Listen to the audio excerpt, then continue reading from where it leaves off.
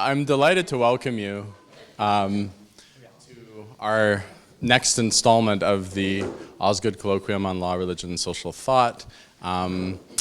It is, for those of you that haven't attended before, each year we bring in between 2, 4, 5 speakers from a variety of disciplines that are doing work at the forefront of their fields on issues of religion, public life, questions of the social location, the politics, and the lived experience of religion. So extending questions of law and religion beyond the boundaries of just legal and doctrinal analysis, beyond just abstract theory, and thinking about the social life and the politics of religion, religious difference, holding on to those other issues of law, of theory, altogether. And you'll find on the website for the colloquium that all of our past speakers are up there with videos of their talks. And so after you enjoy the wonderful presentation that we're in store for from Professor Petro, you might have an appetite to go searching for some of the other talks that we've seen from some real luminaries in the field. But most of all, thank you for coming to take time out of a busy schedule to be part of the community of thought around this. And thank you for coming specifically to hear Anthony Petro's address, which I've been looking forward to for quite some time.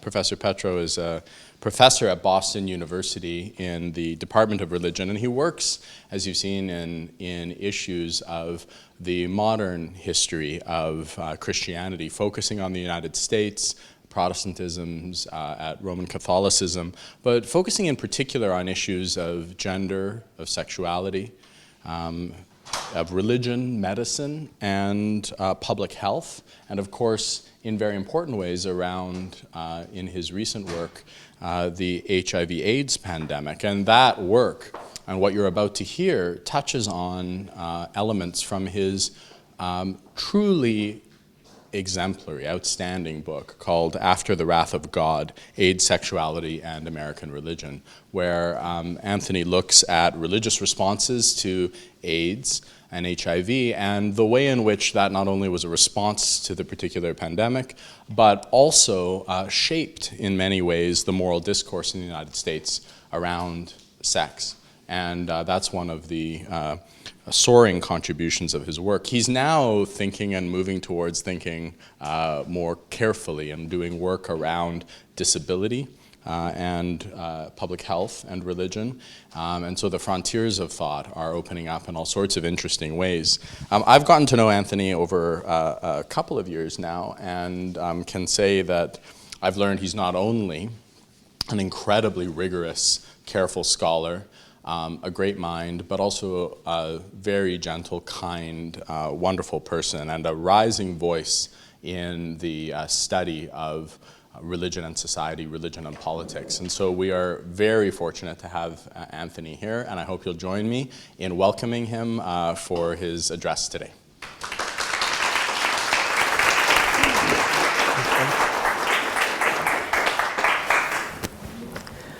When Ben said rising voice, I think he obviously meant my very high-pitched voice. And as I get nervous, it gets higher and higher. So if I start soaring, just tell me to quiet it down. It's lovely to be here today, and I want to thank Jody Ann and Ben especially for extending the invitation to be out here. And I very much look forward to your feedback on the talk, which probably raises more questions really than answers, but a lot of these questions, even though I'll be talking about the 1980s, are very live with us today, both in the United States, but in fact across many nations of the world. So the talk is called The Sexual Politics of Religious Freedom, Protest and Secularism in the Age of AIDS. Cardinal John J. O'Connor, the Archbishop of New York, opened a 1992 column in the magazine Catholic New York in this way. 3 years ago, he stated, members identified as belonging to a coalition which rejects church teaching on homosexual behavior and abortion desecrated the Blessed Sacrament in St. Patrick's Cathedral. Here, O'Connor recalled the Stop the Church demonstration, which was organized by two activist collectives, the AIDS Coalition to Unleash Power, or ACT UP, and the Women's Health Action and Mobilization, or WHAM. Let me briefly, if hesitantly, reconstruct what we know happened the day of their protest. Hesitantly, because the contest over this very narrative will be a concern of my talk here today. On Sunday morning, December 10th, 1989, around 4,500 demonstrators marched down New York's Fifth Avenue. They held signs that read, "Condoms, not prayer," "Keep your church out of my crotch," and "Keep your rosaries off my ovaries."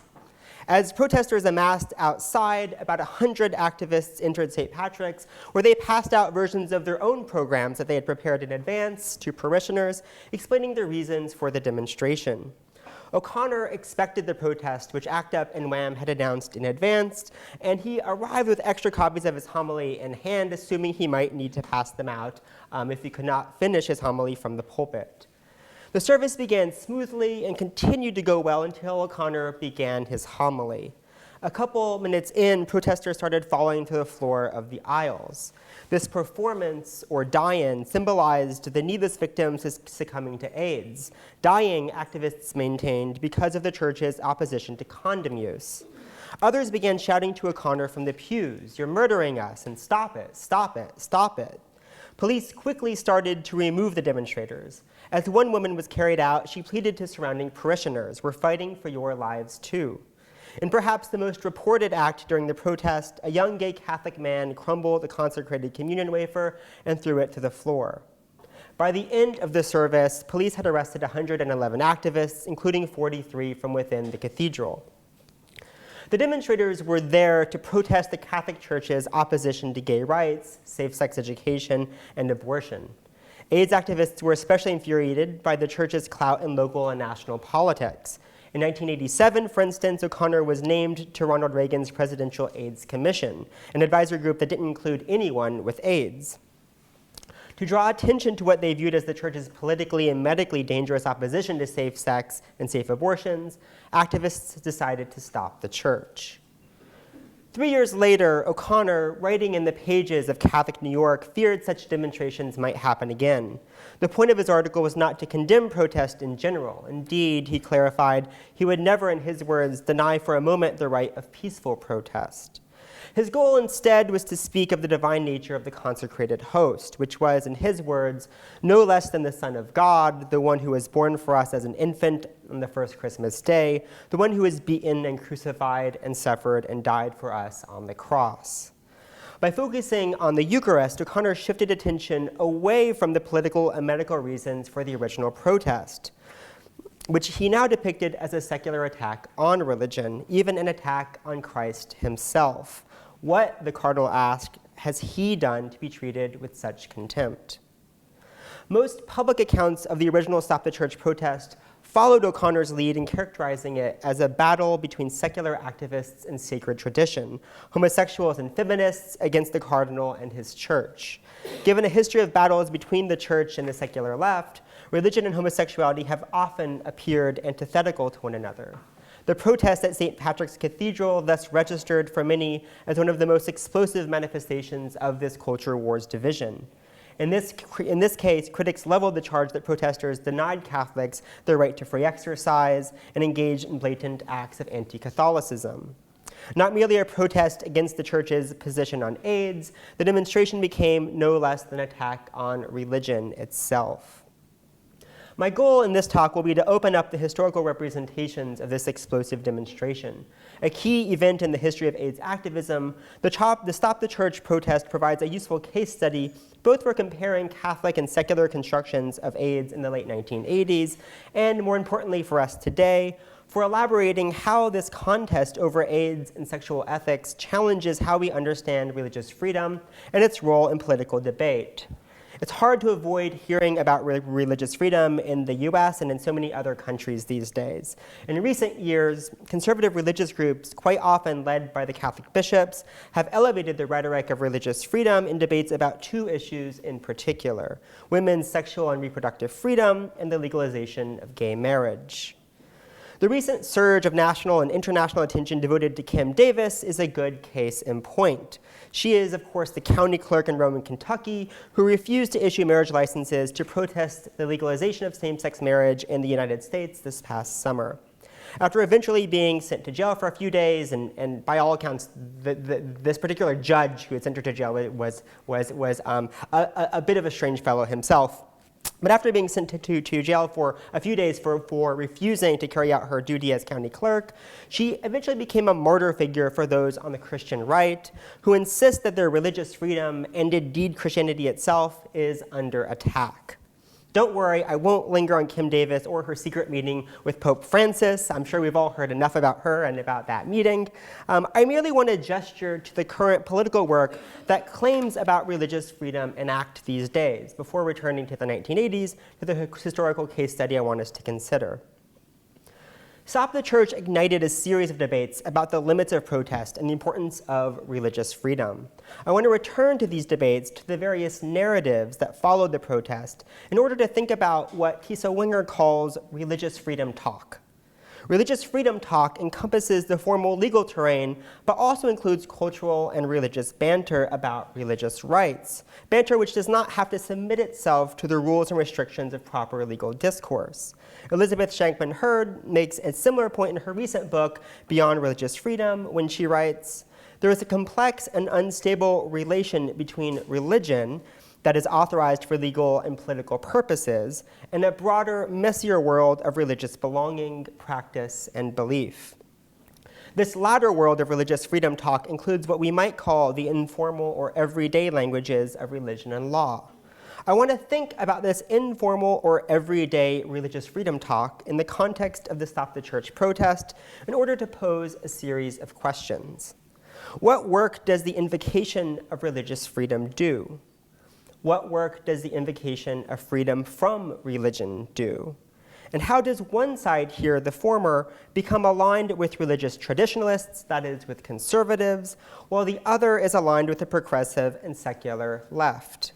And finally, how does a case study like the Stop the Church movement push us to trouble this easy separation? To begin thinking through these questions, I'll turn to the successive representations of the Stop the Church protest that emerged in the late 1980s. But let me start with a few words about ACT UP. The Stop the Church demonstration occurred at the pinnacle of ACT UP, the direct action AIDS activist organization founded in New York City in March of 1987. ACT UP members defined their movement, in their words, as a diverse, nonpartisan group of individuals united in anger and committed to direct action to end the AIDS crisis. While ACT UP deployed a variety of tactics, including more traditional avenues of political work, it became best known or most notorious for its use of agitprop and street theater techniques like those witnessed at St. Patrick's. ACT UP's successful ventures into the politics of medical treatment have attracted a good deal of scholarly attention. But from the start, ACT UP also recognized the importance of religion in American public life. Members of the Majority Action Committee, formed to address the specific needs of people of color, for instance, reached out to religious leaders in the African American community in New York. They viewed churches as a gateway to getting their message about AIDS prevention across to the city's black population. Nonetheless, ACT UP remains best known not for its outreach to faith communities, but for its staunch opposition to the city's Catholic hierarchy, and especially Cardinal O'Connor. The plan to demonstrate at St. Patrick's Cathedral came together following a number of events in the fall and early winter of 1989. The first was the annual meeting of the American Catholic Bishops, in which they approved the statement called to compassion and responsibility. Here, the statements departed from their more moderate earlier 1987 statement called Many Faces of AIDS. In the earlier statement, they allowed for education about condoms in circumstances in which it was clear that people would continue to engage in sexual conduct despite the church's moral claims about the proper space of sexual behavior. O'Connor found himself among a growing set of conservative bishops who opposed the first statement for failing to adhere to absolutist Catholic teachings on sexuality. Within the Catholic tradition, There are essentially two things that any sexual act must fulfill. It must unite the couple of course being one man and one woman, and it should always be open to at least the possibility of procreation. Well, the cardinal led efforts within the Archdiocese of New York to combat AIDS, such as by opening the city's first hospital unit devoted specifically to the crisis. He nonetheless maintained an orthodox position in regard to sex education. A staunch critic of the earlier 1987 statement, then, he led the charge for the hardline approach taken in Call to Compassion, which said that under no uncertain terms that condoms could never be used or promoted in any sort of Catholic teaching about sex ed or the AIDS epidemic. The American bishops also renewed their opposition to abortion at this meeting, drafting a resolution that stated, "No Catholic can responsibly take a pro-choice stand." This was a controversial position given the number of Catholic politicians, particularly in the Democratic Party, who attempted to adhere to their faith while upholding constitutional protections for women's right to choose. O'Connor sparked further controversy that October when he expressed his desire to join a protest with Operation Rescue. Founded in 1986, the pro-life organization Operation Rescue gained national recognition when its members prevented women from gaining access to abortion clinics, such as by handcuffing themselves to the doors in order to block their entrances. Asked how far he would go to shut down an abortion site, the cardinal responded, "I wish that I could go on a rescue." But O'Connor expressed his predicament. "What I have to weigh is the value of my being arrested and its visibility would outweigh the possible jeopardy of operations of the Archdiocese of New York." Finally, on November 13th, O'Connor opened the Vatican's first meeting on AIDS. The path to ending AIDS, he announced, these are his words, is not in condoms or clean needles. These are lies perpetrated, often for political reasons, on the part of public officials. The truth, he averred, was in Catholic teachings. Good morality, the cardinal assured, is good medicine. This pronouncement finally pushed New York's AIDS activists over the edge. ACT UP and WHAM advertised widely in preparation for their demonstration. You can see one of their flyers here. These are wheat pasted all across New York in the subways, on the telephone poles, and elsewhere. In the month leading up to the event, ACT UP media coordinator Jay Blocher released weekly media updates and letters to the press. One such letter explained the purpose of their action, which was, in their words, to protest the church's interference in city, state, and federal AIDS and abortion policies. "We have come together," the letter proclaimed, "to send Cardinal O'Connor and the church hierarchy a clear message. Stop peddling moralizing as legislature." A week before the demonstration, ACT UP and WHAM addressed a letter to the parishioners of St. Patrick's Cathedral announcing their plans. The letter read, "We are activist groups concerned about the rights of women, lesbian and gay people, and people with AIDS. We are also concerned about education and healthcare as they pertain to all people. You may be wondering why we have chosen St. Patrick's as our focal point. It is, after all, your place of worship. We are aware of this," the organizers acknowledged, "and yet we ask for your understanding and participation." The letter expressed disappointment with the recent Vatican AIDS conference and the church's stance publicly against condoms and abortion. Underlining these issues was O'Connor's active role in city politics, including his threat to excommunicate then-Governor Mario Cuomo for his pro-choice stance.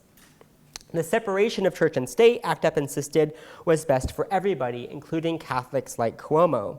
This is their words. "Religious freedom is dependent on a separation of church and state," activists declared, "since it would be impossible to allow one religion to be made into law without undermining our entire system of government. We oppose the punishment of Catholic people for having political beliefs that differ from those of the church hierarchy," the organizers concluded, attempting to strike a patriotic chord of solidarity.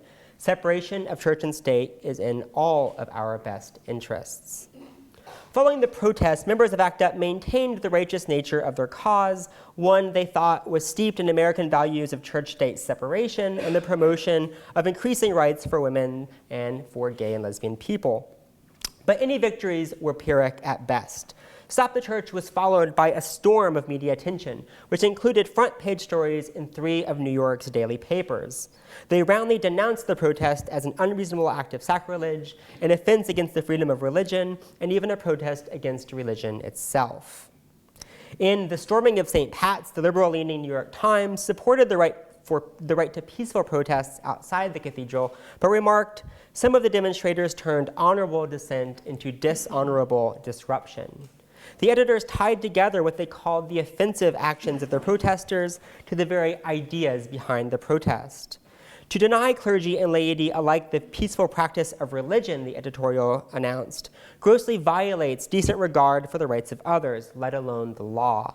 Far from inspiring sympathy, such a violation mainly offers another reason to reject both the offensive protesters and their ideas. For the Times, the corruption of the messengers and the message proved one and the same. The more conservative and often sensationalist New York Post took the hardest line against the demonstrators among the daily papers. Describing the invasion of St. Patrick's, the Post claimed, and this is their words, that demonstrators seemed set on confirming every possible negative cliche about homosexual extremism by holding signs with racy, sexualized slogans, while they made the charge striking in its falsity that the Catholic Church is killing people. Coverage was no friendlier outside of New York. In the San Francisco Chronicle, an editorial declared the disruption of Catholic Church services despicable, intolerable acts committed by pro-choice activists and AIDS militants.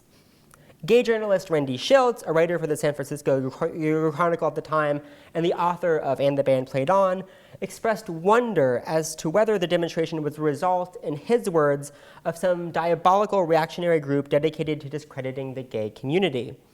In a refrain that would ring loudly in later coverage, Shilts tied the protests to what he called the long, ugly tradition of anti-Catholic prejudice. Just in case you're not sure where he might have gotten that idea, here's one of the posters that was going around New York at the time that was tied to the protest.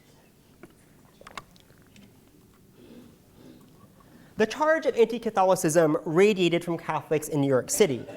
In Catholic New York, the weekly newspaper of the Archdiocese, editor George Costello described his arrival at St. Patrick's on the morning of the demonstration.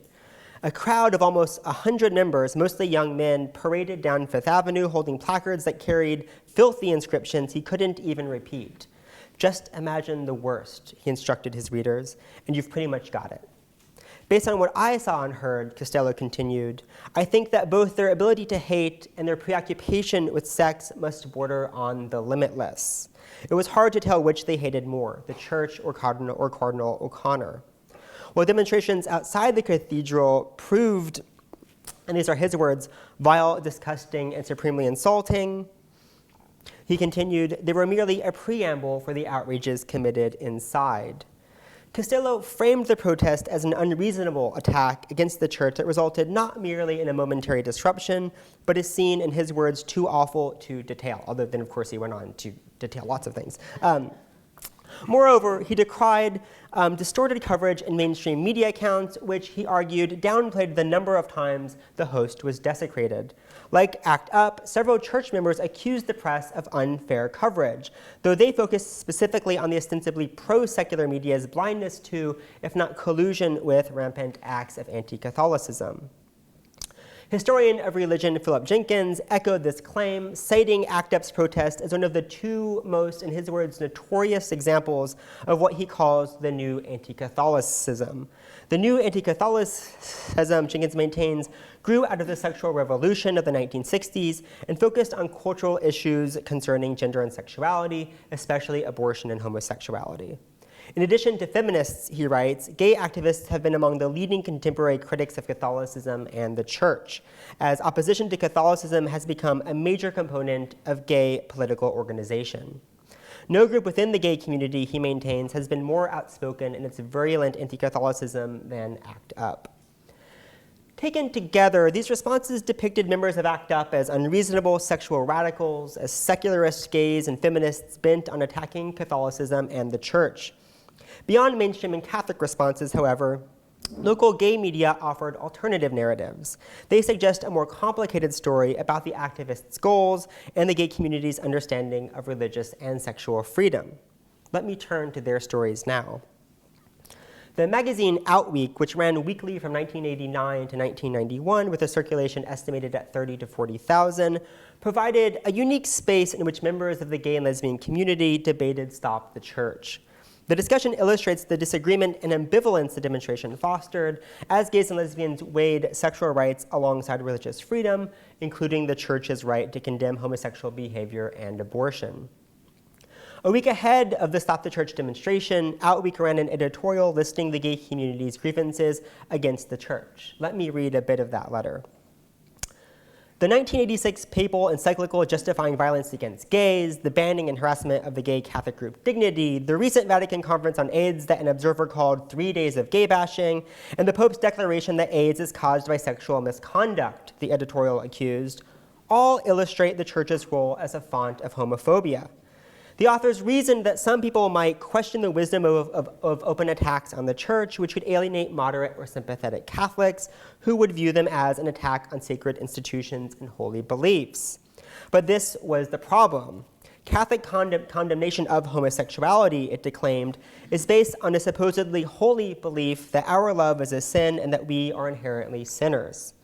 Gays and lesbians may hesitate to challenge the spiritual views of others, the editorial reasoned, echoing the American regard for religious freedom, but when those spiritual views oppress us, we must challenge them strongly and openly. The authors of the editorial just found themselves in a catch-22. How could they reconcile religious freedom on the one hand with sexual freedom on the other? Repeatedly, they attempted to frame their protest against politics, particularly the politics of the Catholic hierarchy, as opposed to the parishioners. In doing so, they attempted to position their protest not against religion, understood implicitly as the private belief of parishioners, but against the specific political actions of the church, which they deemed fair game for public action. But the lines between the two and the types of actions involved in the protest nonetheless sparked an intense debate among gays and lesbians. Ronald Najman, a member of a gay-supportive Lutheran congregation in Manhattan, offered a nuanced consideration of the relationship between gay rights and religious freedom in the pages of Outweek. He distinguished the different levels of disrupting services, noting that some forms, such as standing quietly during a homily in protest, might be okay, while aggressively trying to attempt to interrupt religious services was, in his words, simply stated, wrong, because it deprived others of their constitutional right to the free exercise of religion. Najman maintained that interrupting services was illegal under New York state law for good reason. This statute, he argued, not incidentally protects worshipers belonging to gay and lesbian positive denominations from disruptive assaults by homophobes. Drawing together the rights of gays and lesbians and those of religious practitioners, he continued, the right to worship is as fundamental as the most basic of gay rights. Gay rights and freedom of religion are identical in one respect. They both depend on the guarantee of freedom of conscience. Here, Najman refused to read gay and lesbian rights and religious freedom as antithetical. Any assault on religious freedom would go beyond attacking the church. It would be inflicting damage to their own community as well. Dignity, the organization of practicing gay Catholics, officially spoke out against the disruptions within the cathedral, but they offered a creative theological solution in Outweek regarding the crumbling of the wafer. Following a discussion of the protest, 7 out of 11 members of Dignity's board concluded that crumbling the wafer was not an act of desecration. The wafer only becomes the body of Christ after the priest consecrates it, but O'Connor would already have been incensed by the protesters when the wafer was crumbled. According to Dignity President Bob Pucillo, he carried that anger into the consecration, and Christ cannot be consecrated in anger. Now, no, I've checked with some Catholic theologians who accuse this of being a bit of casuistry, or I don't know where exactly they got this logic from, but at least this was the argument that Dignity members were sort of putting forward, this idea that the wafer could not have been consecrated in anger, and therefore the act of desecration wasn't really an act of desecration. This gesture suggested the theological stakes involved in the protest for members of Dignity and their support for ACT UP. New Yorker Terry McGovern penned a response to readers that were critical of the protest. McGovern, who witnessed the protest firsthand, bemoaned what she called the countless columns written by Irish Catholics who claimed to be particularly pained by the horrific desecration of their cathedral, built by their dirt-poor Irish immigrant forefathers as a tribute to their saint. She offered an alternative narrative.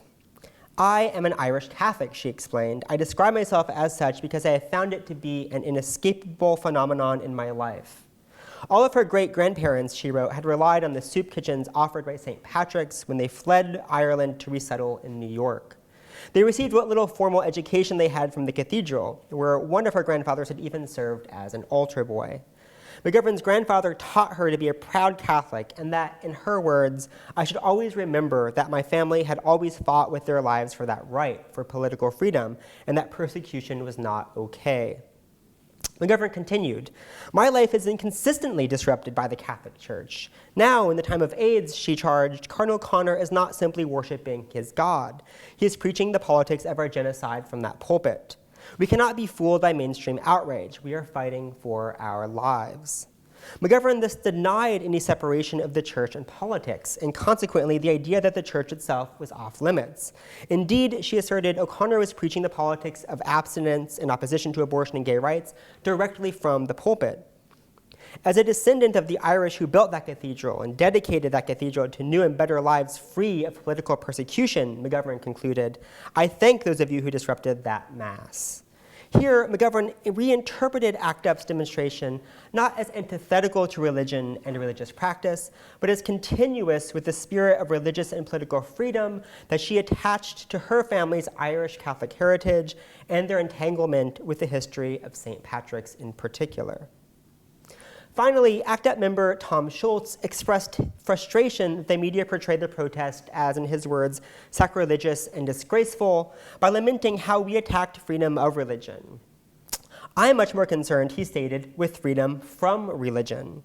Schultz decried hypocritical coverage in the mainstream press, which he asserted failed to mention O'Connor's role in mixing religion and politics, particularly in his desire, in his words, to get arrested with Operation Rescue. Yet despite his desire to gain freedom from religion, Schultz concluded his letter by drawing an analogy between the Stop the Church demonstration and the revolutionary spirit of Jesus. According to Christian mythology, he explained, Jesus Christ walked into the temple of God with a whip and drove the money changers out. I think we did something comparable last Sunday when we entered and protested at the cathedral. Though marginalized from mainstream society, he continued, there can be no doubt of the righteousness of our cause. Schultz's letter demonstrated the very complexity the protest presented, even to activists, as they attempted to negotiate their righteous anger with the freedom of religion. Though initially he framed his argument as a call for freedom from religion, by the end he presented one of the most religious interpretations of the demonstration offered in its wake. Indeed, the Stop the Church protest on this reading was something comparable to an act of religious protest itself. Very few accounts of Stop the Church have remembered it as an act of religious or even Catholic protest. Much the opposite, indeed, has been the case. Part of the reason for this, no doubt, rests in the representation of the Catholic Church as the victim of an aggressive attack, one that did not merely target O'Connor and the church hierarchy, as activists maintained, but that also interrupted the Sunday Mass for thousands of regular parishioners and resulted in the desecration of the host. For many, the charges against O'Connor could not justify stomping on the rights of these bystanders, the lay religious who were portrayed as innocent not only by Catholics and mainstream media, but also by AIDS activists themselves. This representation of the protest also reveals a number of historical assumptions about American Catholicism, secularism, and religious freedom that we might parse out. In order to frame the church as a victim and parishioners as innocent, Catholic and mainstream accounts posited activists as aggressively and unreasonably attacking religious freedom, if not religion itself.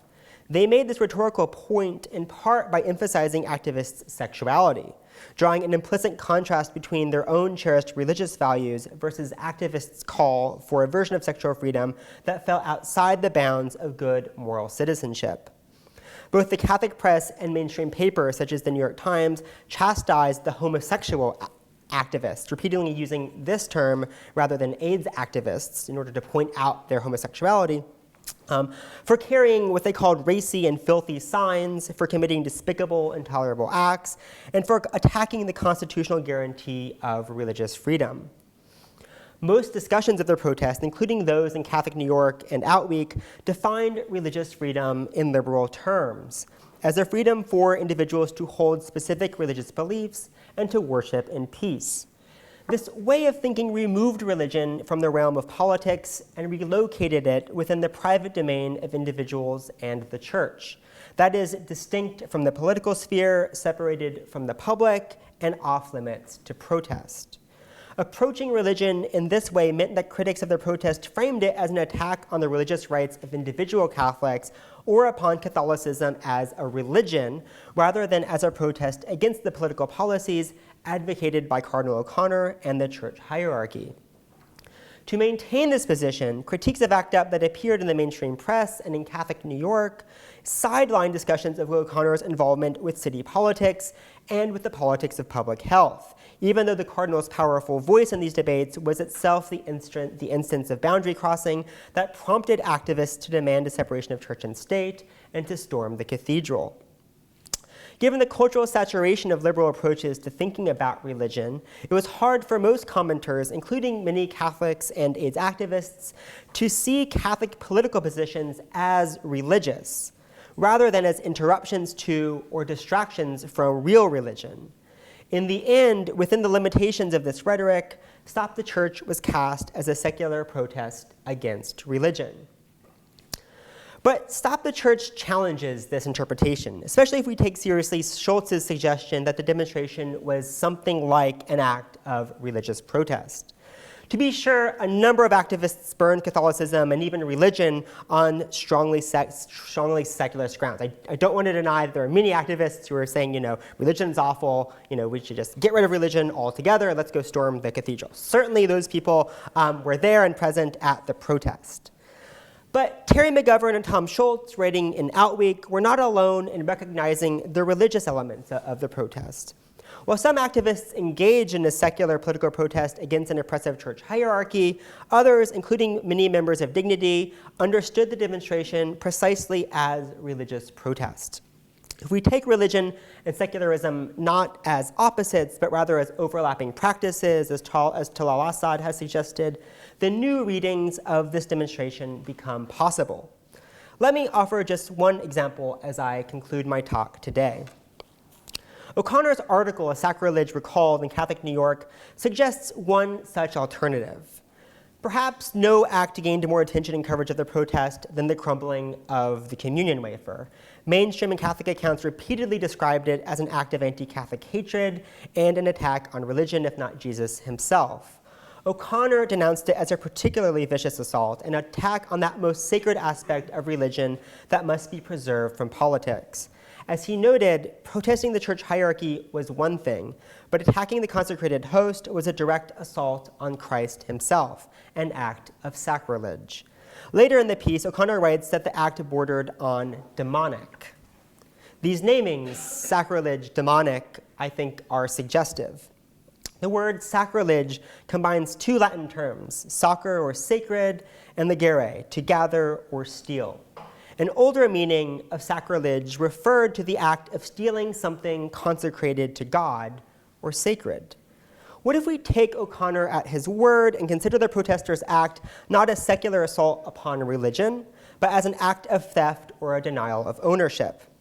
We might read the desecration of the host as a gesture of religious protest against the church's failure to regard what the young man considered the true meaning of Christ's life or the true site of Christ's presence.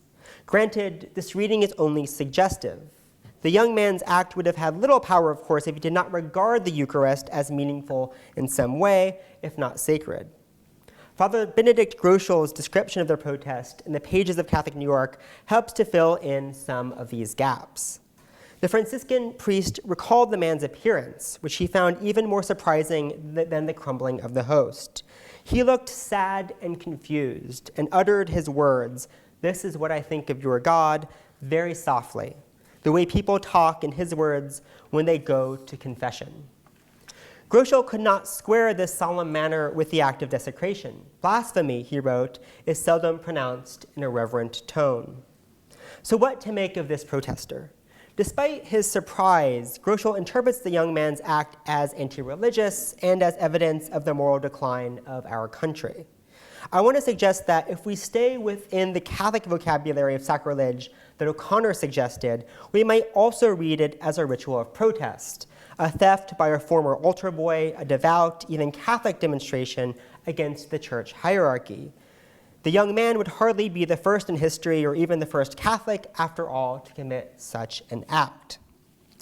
The visual history of ACT UP extends this reading by suggesting that the Stop the Church demonstration was not only a battle between secular activists and the Catholic Church, but also a struggle over competing claims to the true meaning of Jesus Christ. Consider two Stop the Church posters. In the first, Jesus wears the symbolic silence equals death pin. You saw that silence equals death poster here. This is the famous silence equals death sort of insignia that was sort of became iconic in its representation of AIDS at the time, and it was quickly attached to the AIDS activist group ACT UP. So we go back to that picture. You can see that Jesus is wearing that little pin with the triangle. So Jesus wears the symbolic silence equals death pin and drives a stake into O'Connor while explaining, "Let me demonstrate." The poster is jarring, both for the depiction of Jesus as an ACT UP member and obviously for the scene of violence. But looking closer, the representation of O'Connor is important. Do you notice anything about the representation of O'Connor? Yes, okay. So he has horns, right? So it's not just O'Connor, it's O'Connor as the devil. The top of O'Connell's head is cropped, which has the effect of giving him horns. The poster constructs then a battle between good and evil, Jesus and the devil. This time, okay, the second poster, look at this one, also features Jesus. This time he dons a cross and holds out a condom as he again states, "Let me demonstrate." The poster playfully represents Jesus as a sex educator and one who clearly favors education about condom use. He again sides with ACT UP. Read alongside these images, the act of crumbling the wafer might be interpreted not as an attack on Jesus, but rather as a refusal of the Catholic Church's power to own and to define Jesus, visually or bodily. Stealing Jesus to their side, these AIDS activists rescripted the secular versus religious narrative to formulate their own protest religion. The leadership of the Catholic Church and ACT UP offer distinct moral visions concerning AIDS and sexuality, to be sure, but in both cases, their visions were as political as they were religious. True to ACT UP's legacy, Stop the Church was nothing if not promiscuous in its religious and political significance. The protest was political and secular, but it was also religious, perhaps even in some respects Catholic, as the distinction between these categories was blurred and at times refused by activists themselves.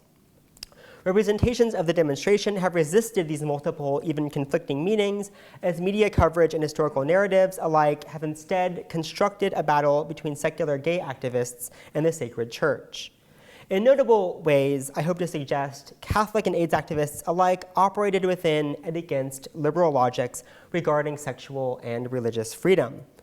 The Catholic Church and its supporters steadfastly promoted moral positions regarding what constituted healthy, proper forms of sex. Sex ought to be kept within the private sphere of the home, and it should be monogamous and heterosexual.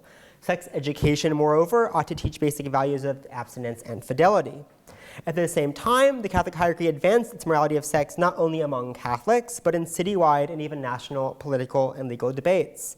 What was good for the Catholic Church was good for all Americans. Activists within ACT UP and WHAM also politicized sex. They promoted an alternative ethics of sexual freedom that included individual rights to education about condoms and birth control, legal access to abortion, and civil rights for gays and lesbians. Moreover, they urged these sexual rights should be kept free from religious encroachment. In their view, it was not sex, but rather religion that needed to be checked. Yet even as activists called for the separation of church and state, they also reimagined Jesus on their side, as a sex educator, no less. Despite strident efforts, ACT UP activists largely failed to convince the broader public of their cause, including their argument that Catholic leaders overstepped the boundaries of church and state by promoting a religious and moral politics that endangered women, gays and lesbians, and people with AIDS. media accounts of the protest sacrificed activists' arguments for sexual freedom for a different rhetoric of freedom, for religious freedom. In a battle posed between sexual freedom talk and religious freedom talk, the latter won the sympathies of historical representation. Today, the two appear to be going head-to-head once again. If we can learn anything from Stop the Church, I hope we learn that the very choice between sexual freedom talk and religious freedom talk is a false one.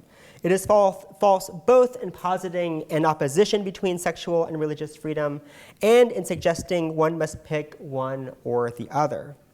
Indeed, it is the messiness, the boundary crossing, the instability of these rhetorics that we see playing out in the everyday speech used to talk about them that may be the very key to their undoing. Thank you.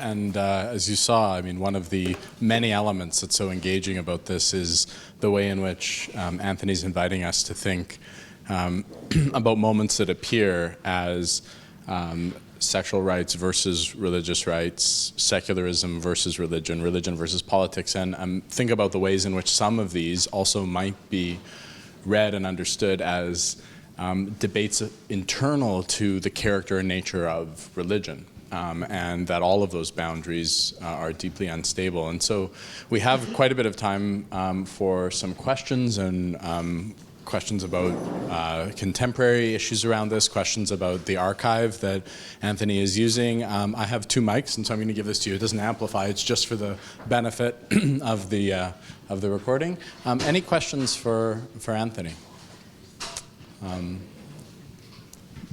Questions and wonderings about elements of this. Yeah,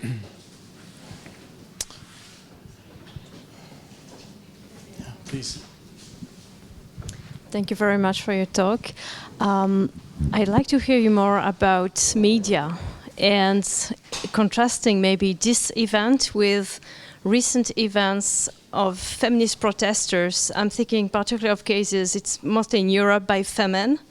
So the bare breast activists, they organize a protest in a way that is mediated almost simultaneously. They will immediately use media and it's widely reported. So how have these groups, how have activists changed their ways into how they involve media? Like among the protesters there at that time, did they immediately talk to the media? Did they invite journalists, or were there no contacts and they were just waiting for people to report on that? Does it make a difference that now there's like almost instantaneous mediation? Thank you for the question. So in the case of ACT UP and WHAM, and especially in the case of the Stop the Church protest, the activists knew as they were organizing it that this could be a really big event that could potentially draw a lot of negative media attention. ACT UP had a regular media coordinator, a whole team of people with expertise in dealing with the media, and they tried to sort of send out advance advisory warnings to sort of prep the media for this. So they really did try to script some of the response, and that scripting including really pushing this argument about the need for a separation of church and state.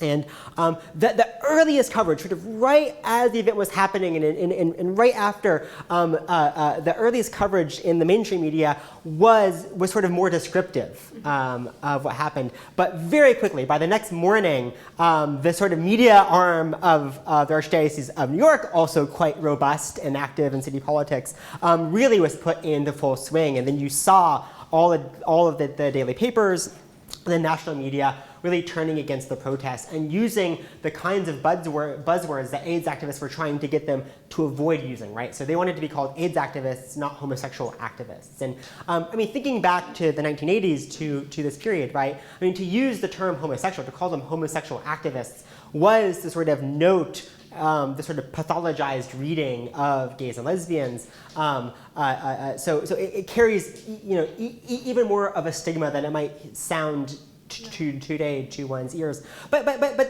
they knew this would be a problem. I think that they probably didn't understand the extent to which they would receive the kind of opposition that they did. But they were also aware that going inside of the cathedral was also crossing another line. So ACT UP officially only organized the protest outside of the cathedral. And they had this sort of separate action group that they advised if they were going to go inside the cathedral and protest, how they might go about doing that, like not protesting until O'Connor started his homily in order to signify that he really was the object of protest rather than Catholicism writ large. But of course the two were collapsed. And then the act of the person who crumbled the wafer, which sort of emerged in media accounts, right? As it sort of became the symbol of the entire protest and everything that went wrong, was certainly not something that they had expected or had planned to happen, which also helped turn the media against them. But you see these activist groups are sort of, they're caught in this place where in order to get attention by mainstream media, you have to do something, right? A little bit outrageous. But then the extent to which they can shape the media message that follows and that is so difficult. Is quite difficult.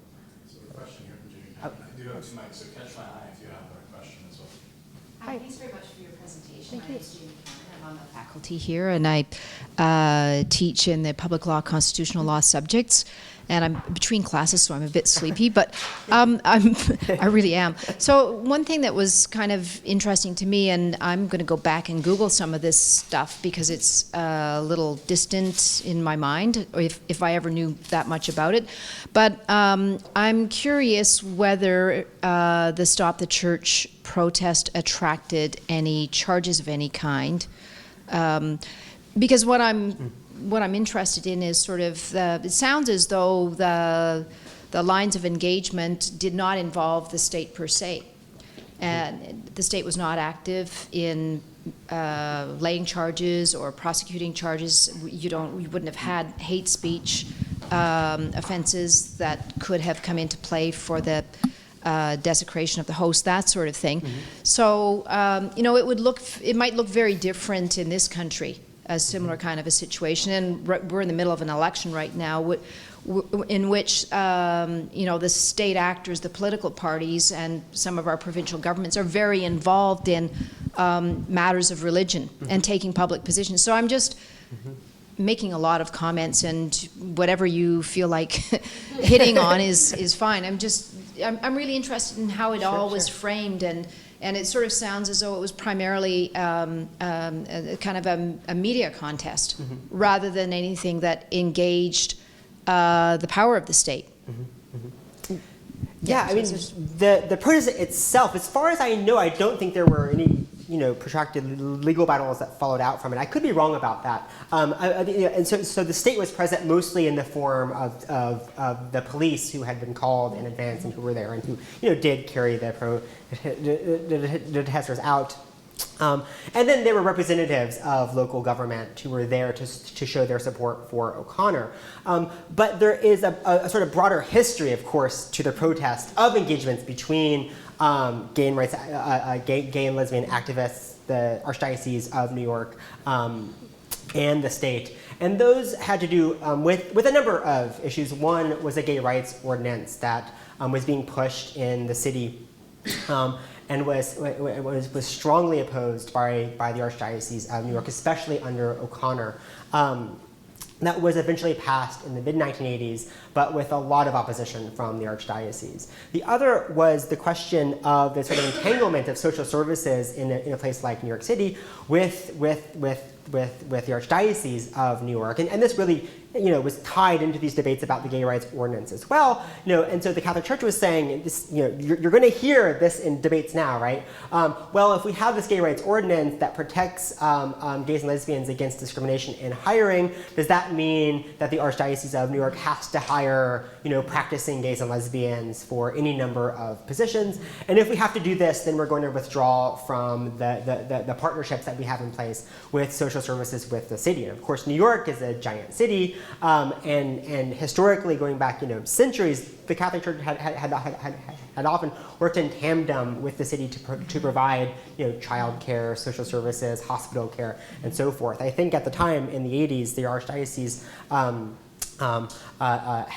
had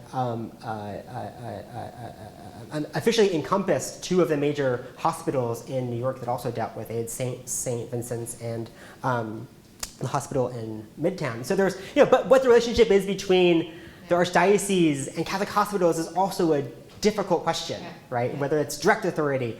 So there are all these weird little entanglements, right?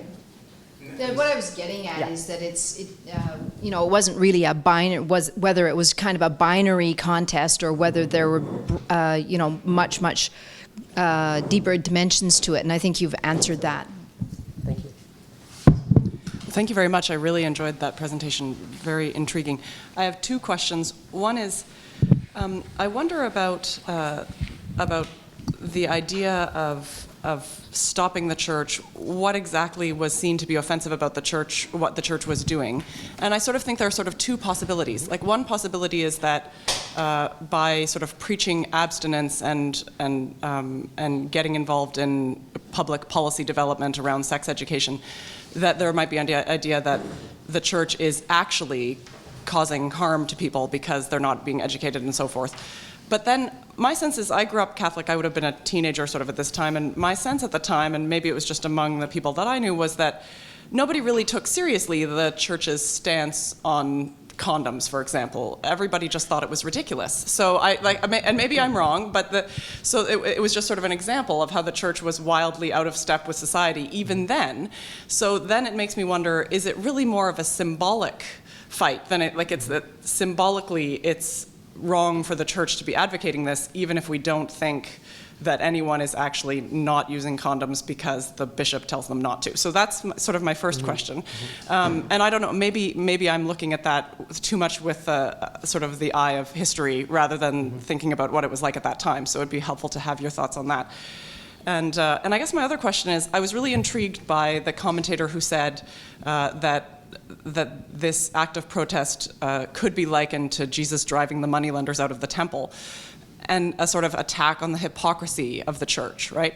And I think that I'm wondering if that's something that you said that sort of didn't gain purchase at the time in the public discourse, but in the intervening years, there have been a lot of revelations about hypocrisy within the Catholic Church in the United States with respect to molestation charges and so forth, which makes me wonder if, in the light of history, that view might have more impact. Those are my questions. Thank you. I'll actually try to answer them both together. And one is think about the representation of religious institutions like the Catholic Church, those that were sort of in the mainstream of American media, right? So not those that were labeled cults or Mormons, but the Catholic Church, mainline Protestants. The way that they were discussed in mainstream media, including the New York Times, until the 1980s was with a lot of reverence. Right? So you wouldn't find a lot of New York Times editorials just openly attacking the church. They were sort of seen as institutions that should be revered, even if we might have some disagreements with them. The 1980s was a moment when a lot of this was starting to change, partly because of the sex abuse scandals that were just starting to bubble up. But wouldn't really come into to be a sort of major national controversy in the U.S. for another decade and a half. But they were there, right? So they were starting to sort of turn the tides against some of what the church was saying, and of course also in the aftermath of Roe v. Wade and the rise of a sort of of a Christian right and the extent to which the Catholic bishops became part of this Christian right and became seen as something that was politicized, right? Meant that a lot of mainstream papers and editorials would start to sort of speak a little bit more critically about the Catholic Church in something like the pages of the New York Times. So on the one hand, you're seeing these sort of institutions losing some of the authority that they once had. Now, this is also part of a longer history of a number of institutions losing their authority in medicine and elsewhere as well. So part of larger critiques emerging from the 1960s of institutions as such. That's also part of this. In one sense, we have to think about how institutions like the Catholic Church themselves are being talked about, and this was a moment of change. The second is, I think ACT UP was very much interested in the symbolic meaning of this. I mean, they were an organization that was very indebted to different theories of performance and representation. I mean, they're a very postmodern movement, right, in many ways. And so for them, it was about the symbolics, right? So one of the other most famous acts that they had was, putting a condom around someone's house or around a statue or something, right? These giant sort of acts of visual display in order to draw attention to a particular issue. But there's also within New York City a particular history of the Archdiocese of New York, the extent to which the population of the city itself is so strongly Catholic, and the extent to which people within the gay lesbian community and who are involved with groups like ACT UP that tended to be mostly white, although there were other races who were involved in the movement, but largely a white movement that was, for the most part, composed of people who were Jewish and people who were raised Catholic. And so in reading the archives and the sort of oral histories of some of the activists, you see that part of it is this deep ambivalent connection that people who grew up Catholic and were gay and sort of felt the sort of violence of being marginalized from the Catholic Church having this moment. So part of it does arise from this sort of deep, and in the US and I'm sure elsewhere as well, there's this long history of gay men and the Catholic Church, right? Of this deep ambivalence that they have towards the church. And that certainly was one of these things that was also sort of fueling, in a sort of on the ground way, a lot of the sort of feeling that we see leading to this protest. And when they were putting this up as an idea for a protest, some people said, we don't even want to get involved with, all these people's, all their issues with, Catholics. It's like daddy issues, but with the church, right? And so a lot of people were like, maybe we shouldn't go into this, right? But there were others who really wanted to push it. And I think you see that best represented in the protester who crumbles the wafer, right? I mean, in some ways, that could be read as one of the major reasons for this very protest. So we have 3 questions so far in line. I'm a little curious about ACT UP's work in a global context. And I ask this because in a lot of African countries, for example, the Catholic Church has done a lot of missionary work. And as a result, plenty of people that live there kind of share this whole ideal of abstinence, even though AIDS is very rampant. So I wanted to see if I wanted to ask you actually if ACT UP has done anything in the international context about stopping the church and that kind of the spread of those ideals of just being abstinent to stop the spread of AIDS. Mm-hmm. The short answer is I'm not sure. I mean, ACT UP still exists as an organization, but it doesn't have nearly the kind of energy and purchase that it had in the late 1980s. Sort of soon after the protests that stopped the church, by the early 90s, you see some of that initial energy and the work of ACT UP starts to fall off a little bit, so that by the mid-90s, they really don't have the kind of voice that they once had. That was also the moment within the United States that the AIDS epidemic was sort of being re-scripted from an academic that was really about mostly gay men in the US, especially in San Francisco, New York, Chicago, Los Angeles, to being an epidemic among racial minorities who may not be gay, so thinking about IV drug users, thinking about black women especially. So you see a shifting demographic by the late 1980s in the US, but also looking at it now by the mid-90s as a public health epidemic abroad, right? So by the mid-90s, when you have the AIDS cocktail comes out in 96, AIDS in the US is re-scripted from being a sort of death sentence to a chronic disease for those who can get the medications to treat it. And the focus sort of moves to sub-Saharan Africa, right? It becomes a sort of locus. And so if you talk to your students today, a lot of them, when they think about the AIDS epidemic, the first thing they think about is AIDS in Africa, right? Where someone in their 40s or 50s, raised in the US or in Canada, might think about AIDS in Toronto or in San Francisco and gays and lesbians. So we have to think about it alongside this sort of the different scriptings of what kind of crisis AIDS is to begin with. So by the time AIDS was seen by many people in the US as an African epidemic, ACT UP wasn't very active anymore.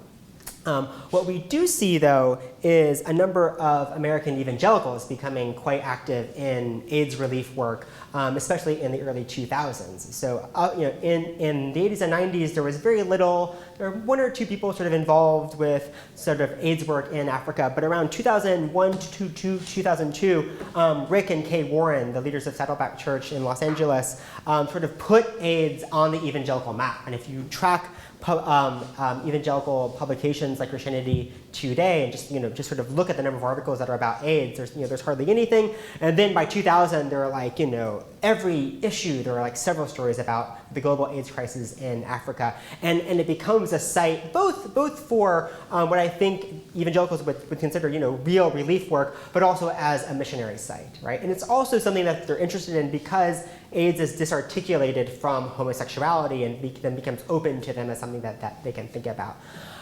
There has been a push for abstinence programming in that kind of missionary AIDS work abroad, including in bills like the President's Emergency Plan for AIDS Relief, or PEPFAR, that under George Bush it starts under George Bush.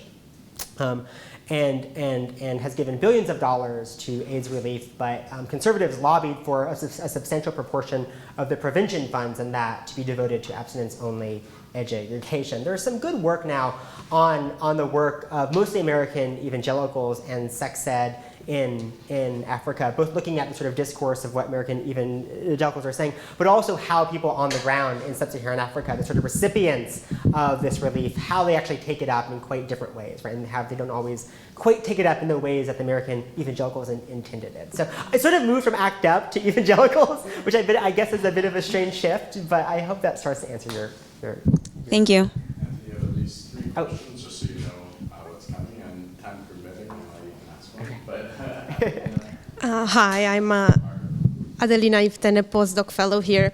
I have more of a methodological question because I guess I can only imagine the amount of research that would go into a project like this one. And I was wondering what kind of designs, I would think that it was probably a combination of designs that you used to collect the information, but I was wondering whether you had access to official documents in addition to like the pop culture ones, or whether you also conducted interviews or had access to participants at the time. So I would really like to hear more about that. Sure. So I'm a historian. So I went to the archive, which in this case for ACT UP New York, it is just a room in the New York Public Library with lots of microfilm. And so I just stared at lots of microfilm. They put most of the ACT UP New York archive. Actually, a lot of it's digital now, although it wasn't when I was doing this research, of course. But the ACT UP New York records are fascinating. They include all sorts of public documents, clippings from papers about protests that they had, but also a lot of internal documents themselves, right? From memos to even I found a map of St. Patrick's, where they sort of mapped out where people might go and protest around the cathedral. So you can really see some of the planning that goes into it. But then also because I'm a historian, I'm totally promiscuous in terms of what sources I might draw upon. There are also a number of documentaries about ACT UP. So both in the ACT UP New York collection, they have a number of videos, but there was also a really great documentary made on Stop the Church by Robert Hilferty. That is, in many ways it's very edited. It certainly has a point of view, but it has actual footage from within the cathedral itself at the time of the protest. You can sort of see and you can sense what it's like, and you hear the person screaming, "Stop it, stop it!" And it's very, very, very powerful. But the documentary itself also has some of the campiness that I hope you saw in the ACT UP posters. So it sort of starts with a sort of song about genuflecting to the church, and it has this like campy little jingle that goes with it. And then there's, for ACT UP itself, there's actually a huge body of oral histories that have already been completed.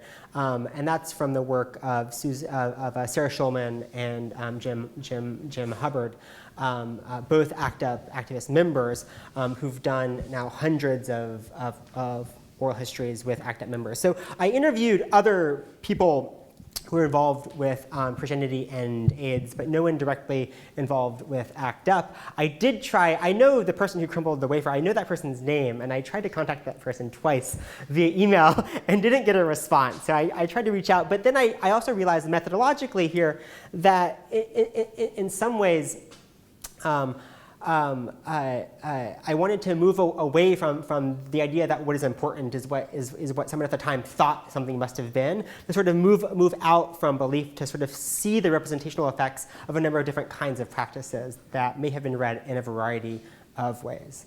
So for this portion of it specifically, it was mostly archivally based. For other parts, it included really collecting a large amount of AIDS ephemera from the period.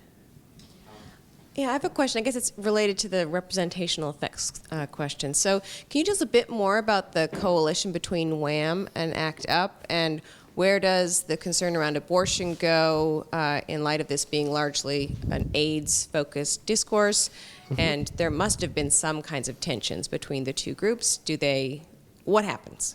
That's a good question. There's not a lot on this. And from what I can tell from the reading I've done and from the oral histories, is that two activists are really, the way that they tell the story, this is always a creation story, so we'll take it with a grain of salt, but Victor Mendolia and a friend of his were literally on top of a building in Hell's Kitchen in New York when they read about O'Connor wanting to join with Operation Rescue, and they had sort of had it. They said, you know what, we need to do a protest at St. Patrick's. And as soon as they realized that they wanted to do a protest at St. Patrick's, they said, if we're going to protest at St. Patrick's, we have to get feminist activists on board because of the church's opposition to abortion rights.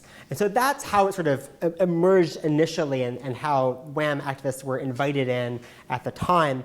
If you look at videos of the sort of planning meetings for Stop the Church, they were organized within ACT UP, the sort of meeting space of ACT UP, which was at the Cooper Union in New York, and there's just sort of a wide floor and anyone can speak, and so you see people sort of speaking and doing it in the terms that ACT UP had usually done it. So my impression is that WHAM was sort of invited in, but also that there was a lot of overlap between ACT UP activists and activists in WHAM, and a number of other sort of activist groups were pulled into this. So the Silence Equals Death was actually an image created by Grand Fury, which is an artists collective that sort of got encompassed by ACT UP. A lot of them joined ACT UP in the 1980s. But then also the idea of protesting at St. Patrick's itself wasn't original to ACT UP or to Stop the Church. Dignity, the sort of pro-gay Catholic group, had been protesting both inside and outside of the church since 1986, when then Cardinal Joseph Ratzinger issued his sort of letter on the pastoral care of homosexuals, which did a number of things, but of the many things it did, basically said that groups like Dignity could no longer meet in Catholic spaces.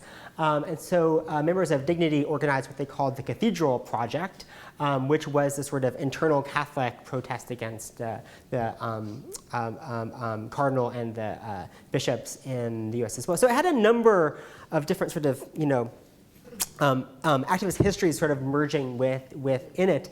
And then within ACT UP itself, there was always a bit of a tension between the treatment and action group, which tended to be pretty well-educated white guys who really wanted to push respectable forms of activism, and in many ways were successful, and activists of color and women activists who really wanted to push some of the more radical acts that some would argue eventually led to the sort of unraveling of ACT UP itself. But there were some tensions there. Yeah. So time for one last question. Margaret.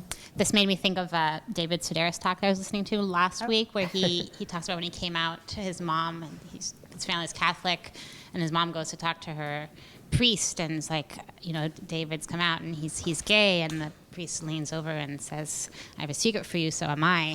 But anyway, the question I had was if you could just speak a little bit about how some of the issues that you see with respect to AIDS and religion in kind of contemporary current times, how it is that they reflect similar dynamics that you observe with respect to kind of patterns.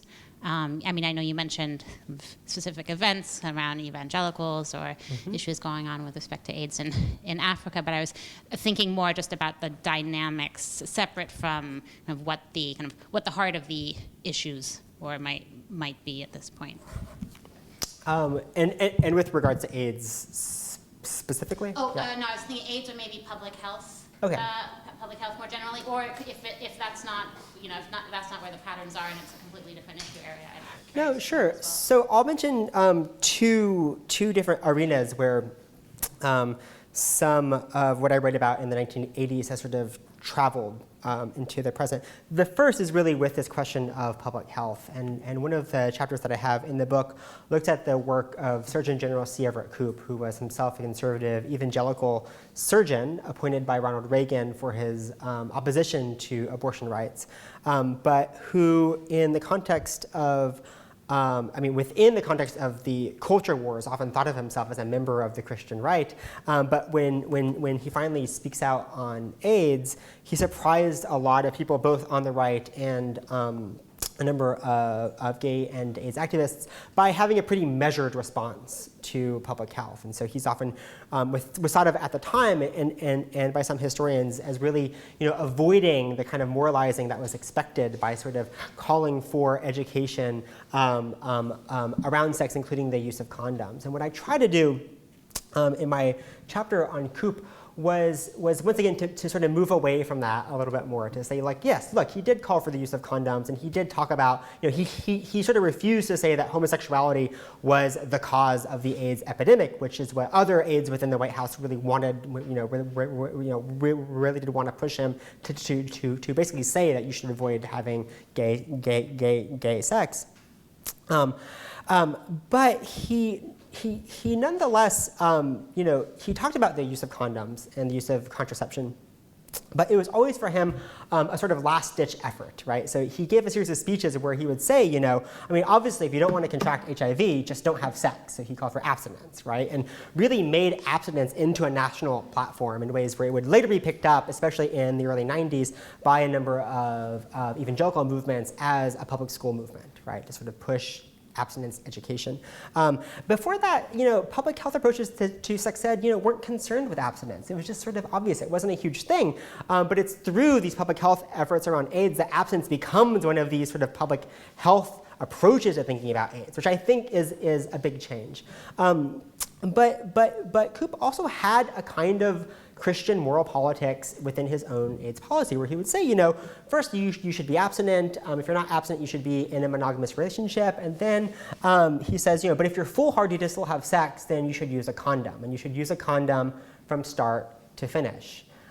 He says this in a series of lectures. He also says this in his pamphlet, Understanding AIDS, which with the Public Health Office he sort of put together and was mailed to 109 million households across the US. I have my students read this pamphlet, and I always ask them, when he says wear a condom when you have sex from start to finish, I always ask them when sex starts. Right? Because you can start to see, where do lesbians fall in this understanding? So the first side is with public health discourse around sex and prevention. And I think we see today in the continued purchase of abstinence rhetoric that is something that really emerges. It existed before, but it is fueled by responses to AIDS in the 1980s. The second is in public health responses to HIV that continue to criminalize in the US transmission or even possible transmission of HIV through unprotected sex. So with the Ryan White Act, which devoted a lot of money domestically to AIDS in 1990, it included this sort of thing that states had to sign on to, that they would make it illegal to purposefully transmit HIV in order to get funding. But a lot of states went above and beyond the federal government's call and have criminalized even the potential transmission of HIV. And so you've seen in recent years especially a lot of attention and a lot of activism around the ways that it's criminalized. And so you get cases of people who have unprotected sex but are on HIV meds, are undetectable, and are being sentenced to really serious jail time. We're talking 30 to 35 years for the possible transmission of HIV, right? In cases where HIV was never even transmitted, but it continues to be seen within the criminal sphere as a death sentence and as like murder. So a lot of AIDS activism has moved in that direction as well. So lots of other questions. I'll ask mine at dinner. But I hope in the meantime, I mean, this is delightful. I know you'll join me in thanking Anthony. Let me just say before we do close out that I also want to recognize that a lot of our sessions for the colloquium are now in partnership with Professor Klassen, Pamela Klassen, and the Religion and Public Sphere Initiative at the University of Toronto. So some of them will be downtown and we'll be moving back and forth. And I hope that you'll continue to join us in the colloquium for the time being.